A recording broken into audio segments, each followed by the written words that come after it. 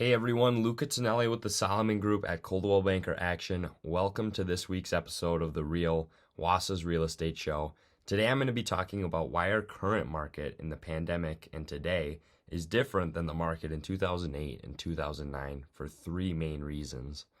These reasons consist of a strong buyer's financial position when purchasing during the last 2 years, strong unemployment forecasts with relatively low unemployment, and tighter mortgage regulations today than what was in place in 2008 and 2009.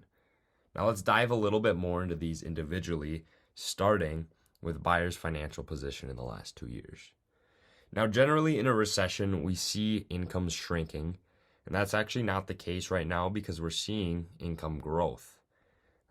Now affordability of housing is declining, which means that a typical household will have more difficulty buying a home.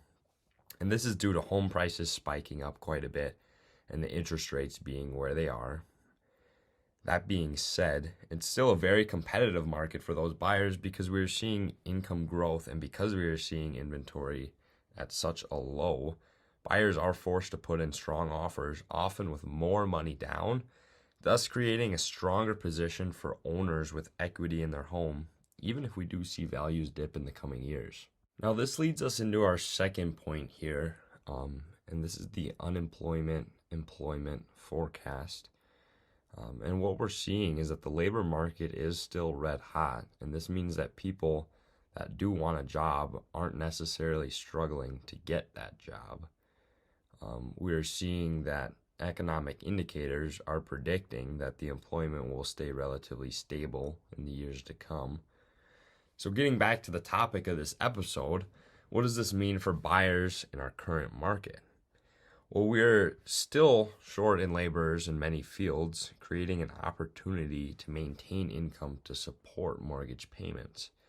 And this works really well to my third and final point regarding mortgages, and more so mortgage regulations, because they're a lot more strict than they were in 2008 and 2009. In 2008 and 2009, no stated income loans or ninja loans where you didn't have to have verification of anything are what really got people into trouble because they didn't really understand the loans that they were getting into. Now we're seeing much tighter restrictions these days on income verification and job verification. So less people today are qualifying for multiple loans, so they aren't overextending like what was happening in 2008 and 9.